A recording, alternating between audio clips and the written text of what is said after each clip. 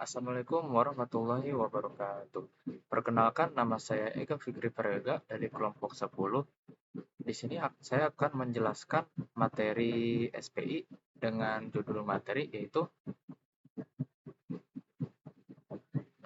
modernisasi agama Islam. Oke, langsung saja kita tampilkan PPT-nya.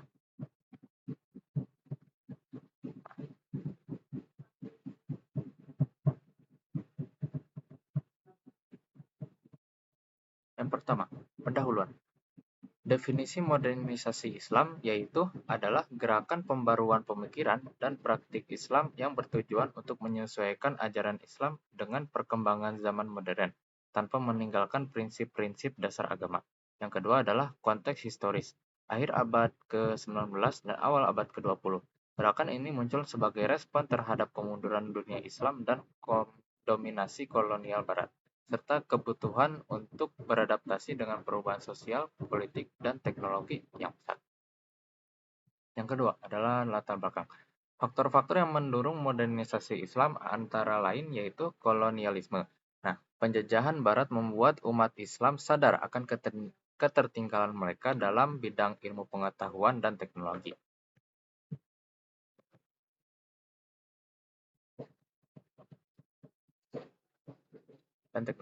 Dan kemudian ada kemunduran kekhalifahan Ottoman. Melemahnya kekuasaan politik Islam terbesar saat itu mendorong refleksi dan pembaruan. Faktor yang mendorong modernisasi yang terakhir yaitu kemajuan ilmu pengetahuan dan teknologi di Barat. Kesenjangan yang semakin lebar antara dunia Islam dan Barat dalam hal kemajuan teknologi dan ilmiah. Nah, yang kedua yaitu tokoh-tokoh yang mendorong terjadinya modernisasi Islam itu ada 3. Yang pertama seperti yang bisa dilihat ya, ini adalah Jamaluddin Al-Afghani. Terus yang kedua ada Muhammad Abduh ya, yang di tengah. Yang ketiga ada Rashid Ridho. Nah, materi selanjutnya yaitu karakteristik modernisasi Islam. Nah, penekanan pada ijtihad, penalaran independen, mendorong pemikiran kritis dan interpretasi baru terhadap teks-teks agama, menolak taklid imitasi buta terhadap interpretasi masa lalu. Yang kedua yaitu rekonsiliasi Islam dengan sains dan rasionalitas modern, meyakini bahwa tidak ada pertentangan antara Islam dan sains modern, mendorong umat Islam untuk mempelajari dan mengembangkan ilmu pengetahuan. Yang ketiga yaitu reformasi pendidikan. Modernisasi sistem pendidikan Islam dengan mengintegrasikan ilmu-ilmu modern ke dalam kurikulum tradisional. Yang terakhir yaitu reinterpretasi teks-teks agama. Upaya untuk menafsirkan ulang teks-teks keagamaan dalam konteks modern dengan mempertimbangkan prinsip-prinsip etis universal dan kondisi sosial kontemporer.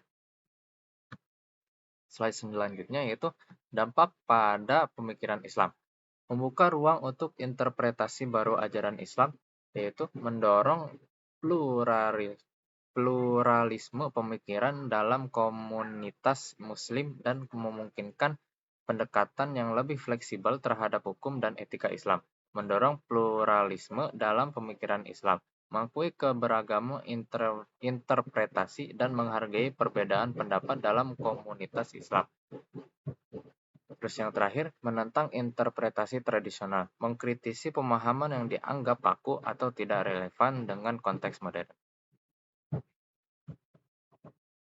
Yang slide selanjutnya yaitu reformasi pendidikan. Yang pertama yaitu integrasi mata pelajaran modern ke dalam pendidikan Islam, memasukkan ilmu-ilmu seperti matematika, sains, bahasa asing ke dalam kurikulum madrasah dan pesantren. Yang kedua, mendirikan lembaga pendidikan Islam modern, mendirikan sekolah-sekolah yang mengombinasikan pendidikan agama dengan ilmu pengetahuan modern, seperti Universitas Al-Azhar di Mesir. Nah, yang selanjutnya adalah dampak politik dan sosial. Yang pertama yaitu pengaruh terhadap gerakan nasionalis. Ide-ide modernisasi Islam sering menjadi inspirasi bagi gerakan kemerdekaan di negara-negara Islam. Lalu, dorongan untuk reformasi konstitusional, yaitu mendukung pembentukan sistem pemerintahan yang lebih representatif dan bertanggung jawab. Yang ketiga yaitu reformasi sosial berdasarkan ide-ide modernis Islam, mendorong perubahan dalam hal hak-hak perempuan, sistem hukum, dan struktur sosial. Yang selanjutnya itu tantangan dan kritik. Oposisi dari kalangan tradisionalis, kritik bahwa modernisme terlalu jauh menyimpang dari tradisi Islam klasik. Lalu, kritik dari kelompok fundamentalis, tuduhan bahwa modernisme terlalu banyak berkompromi dengan nilai-nilai Barat yang dianggap sekuler, menyeimbangkan modernitas dan identitas Islam. Tantangan dalam mempertahankan identitas Islam yang otentik sambil beradaptasi dengan dunia modern.